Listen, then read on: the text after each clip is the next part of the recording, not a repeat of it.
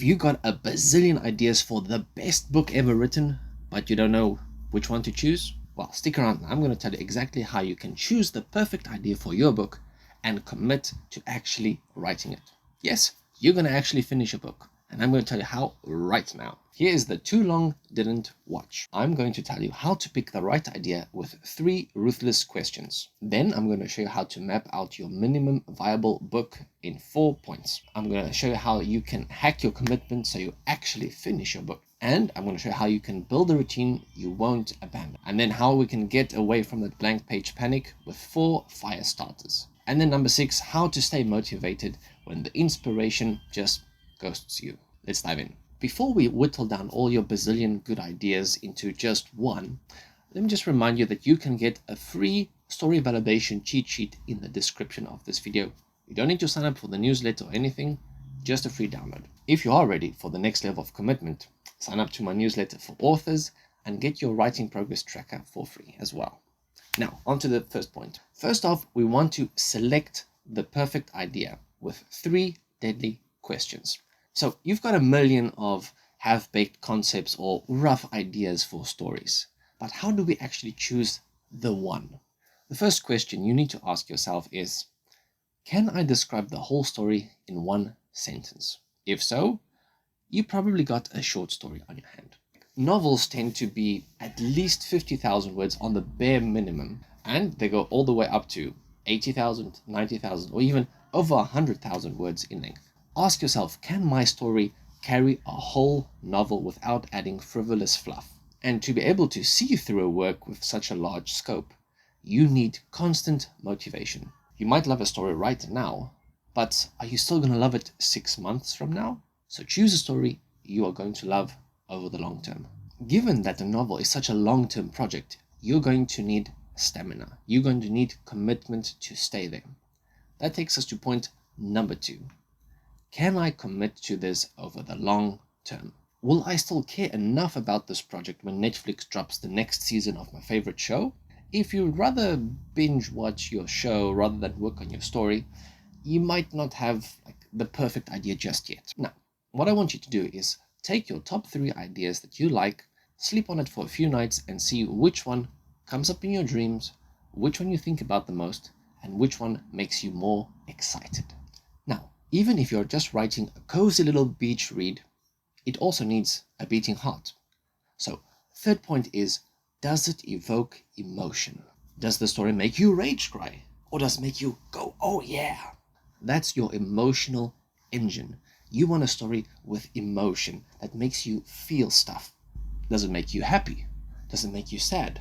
Does it make you anxious? Does it make you cry? Does it make you mad? If your story does those things, you have probably got your winning idea. A little exercise you can do. Take each of your story ideas and write a single line about why this story matters to you. If you want to take things a little bit further, take each of your ideas and then write 300 words to start it. The one that you finish the quickest, or the one that you are able to finish in one sitting without checking Instagram or Twitter or TikTok, that's probably the one that you're going to stick with. Have you got your idea picked now? Excellent. Let's go to step 2, minimum viable book concept. Now we want to take your story idea and give it just enough structure that you don't go banging your head against the wall by the time you get to chapter 3. Each of your stories needs to have conflict. It needs to have stakes, an arc for the story or for each of the characters. And you also need a start and an end point. With a conflict, ask yourself, what nightmare or disaster is my main character running from or running towards? Ask yourself, what do they want and what do they need? Ask yourself, what will happen if your main character fails in their mission? And how do they progress? What do they want? What motivates them to keep going? Is what they want and what they need the same thing? If not, why not? And lastly, we must make sure that you have a point to start with and a point to end with. Make sure these are well defined, even if you are a pantser and not an outliner. We will talk about the difference between the two in the next video of the series, so be sure to stick around. If you haven't, also check out the first video of the series, where it gives a whole introduction for all the 15 steps of writing and publishing your first book. Now, with conflict, motivation, arcs, and the start and end points out of the way, we've got enough to start writing. As I mentioned, our next video will go into the detail about outlining a bit more. But now let's see how we can actually commit to an idea. Beginning a book is like entering the battleground. It's easy to start the fight, but you need the guts and the gusto to keep on fighting. Now, how can we motivate our lazy selves to actually keep writing once we start it? Like, it's super easy when you're inspired to start writing something, write your first 1,000 words. The next day, when you don't have that much motivation, you might run into some trouble. The biggest difference between dreamers and actual published authors is that authors write even when they are not inspired. How can we make you into an author? Let's steal an identity. Take your social media profile and put in there author of whatever your book title is. Not aspiring author or work in progress author. You are an author. Own it. Point number 2 in this part has to do with deadlines. If I gave you 4 weeks to cut down a tree, you will probably use up all 4 of those weeks. But if I told you to cut it down in 2 days, you'll probably get it done, or at least get a big part of it done. So set yourself some tight deadlines. You might not always reach them, but you will be a heck of a lot further than if you put a very far away, very lenient deadline. Maybe promise your mom that you're gonna make her cake when you finish your book by the end of June or December. And if you don't meet that deadline, you need to buy her a new blender, lawnmower, or pay for her bathroom renovation, whatever. So set a deadline with some consequences if you don't meet that deadline. Number 3 might sound a little cheesy, but imagine your success. Visualize you finishing writing the end. I've written those words at the end of a novel. The dopamine rush is so strong. It feels so good when you finish this mammoth of a task. Visualize yourself succeeding. Consistency is what sets apart aspiring authors and actual authors. So showing up even when you don't feel like it is what is going to get you to the finish line. So we need to create a sustainable writing routine. What the schedule looks like is going to vary a lot depending on your current schedule, your own personality, your own skill set, and your own time availability. What we want to do is nail the frequency, duration, timing, and tracking. For some of us, writing each day will be the best solution. But for others who are super busy, we might benefit more from writing 3 times a week. We want to get the duration right. Some people will do better with 1 marathon 2-hour writing session per week, but most of us will probably benefit from more frequent but shorter writing sessions. For example, 125-minute of super hyper focused writing plus a 5-minute break is going to yield much better results than a massive 2-hour sit-a-thon.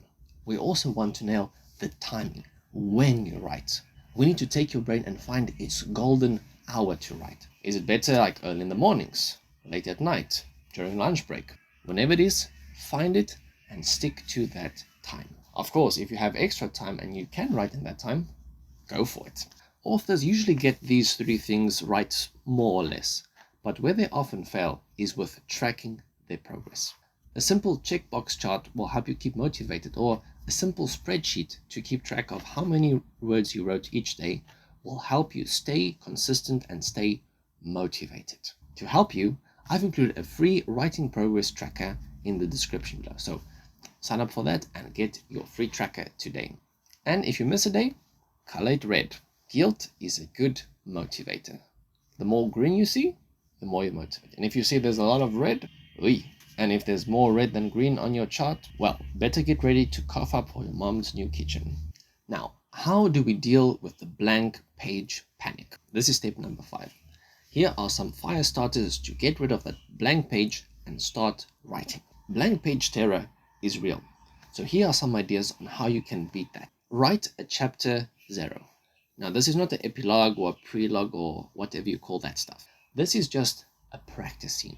Write about your character brushing his teeth. We usually don't want to start our novel off by describing someone waking up or going to bed. If you want, get that out of the way in chapter 0 as a practice scene. And then we'll dive into the chapter 1 with the good stuff. A quote from famous author Jerry Jenkins stuck with me. He says, if you are telling your reader to just wait a little bit, the good stuff is coming later in your book, why don't you just start with the good stuff? So cut out the frivolous fluff, start with the good stuff. Use chapter 0 to just get some words on the page, to get those nerves out of the system and start writing. Idea number 2 on how to beat blank page panic. Pretend you are interviewing your main character. Ask them questions. Ask them to tell you about your life. And you can even do this by recording your voice.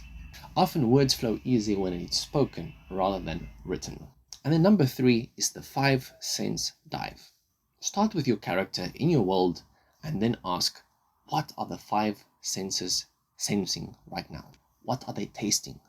What are they touching? What are they hearing? What are they smelling? The last idea to beat blank page panic is to start with the end. I've actually done this with both of my work in progress, my novel, The Winds of the Wild Coast, and also my space thriller, We Were Here First.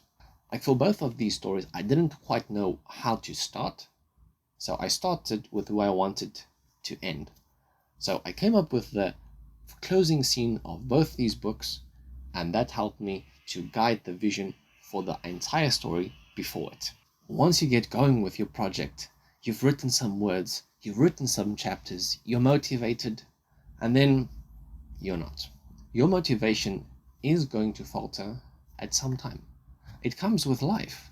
It is kind of inevitable. So don't feel like a failure if you don't hit your writing goals, your word count goal, or your writing time goal. Don't be too hard on yourself.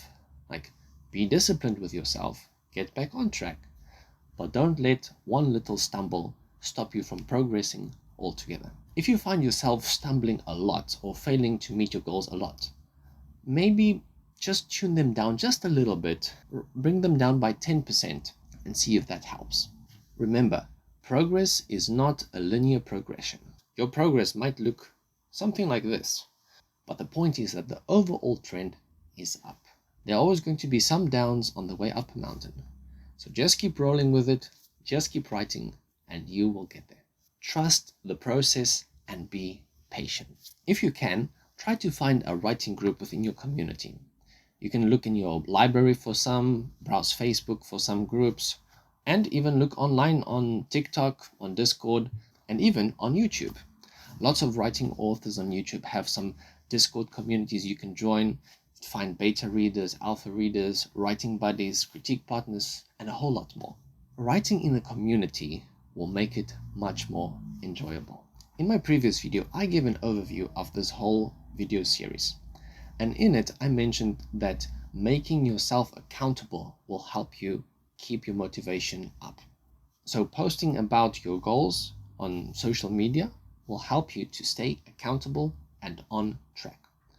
That fear of failing or losing face has some motivational benefit to it. So post about your wins and about your losses as well. Seeing other people struggle and succeed will help you keep a realistic outlook of your own progress. So there you have it. 6 steps to help you choose a story and stay committed to it. When selecting your idea, ask yourself, can this story be described in 1 sentence? If it can, maybe you need to write a short story instead of a novel. Second question, will you still care about the story when Netflix drops a new season of your favorite show? And third, what makes you cry about the story? What makes you angry? Does this make me feel? Why does the story matter to me? The second step is to give yourself a minimum viable book concept. We just want to give it enough structure to stop yourself from bashing your head against the wall when you get to chapter 3. Ask yourself, what's the conflict? What are the stakes? What is the arc for the story? Where does the story start and end? Step 3 is to have a commitment ritual that works. Slap author of upcoming novel X in your bio. Boom! You're an author. You're legit. Number 2, set yourself a deadline with consequences. Promise your mom a cake if you finish your novel by June. Or buy her a new car if you miss it. Maybe not a car, maybe just a blender. And number 3, visualize your success. The 4th step is to create a sustainable writing routine. Hey, this is Editing Quentin just jumping in. I forgot to mention points 5 and 6. So for point 5, we need to beat blank page terror. Start with the end if you don't know where to start. Write a practice scene at chapter 0. Ask yourself, what are the 5 senses sensing? And interview your character. Point 6. Motivation maintenance. It's natural to have some slumps in motivation. Just go with it. All the downs come before the ups. Keep track of your word count, keep track of your writing time, make yourself publicly accountable, and have a support system. Find yourself a community to write with. So, there you have it. 6 things that will help you choose the right story and stay committed to the idea and see it through to the end. The next video in the series is all about outlining versus pantsing. What kind of writer are you? Do you need to plan things down to the most minuscule of details? Or can you just write and see where the story takes you? Find out in the next video in the series. If you haven't already, check out video 0 of the series, where I give a general overview of this whole process of coming up with an idea, writing your book, and actually publishing and marketing it. Remember to download those free worksheets below and hit subscribe and like while you're at it. Thanks so much for watching. I know your time is valuable, and I thank you for investing it by watching this video. Until next time, keep writing, write stuff down, your story matters. I'm Ozzy, see you next time. Bye!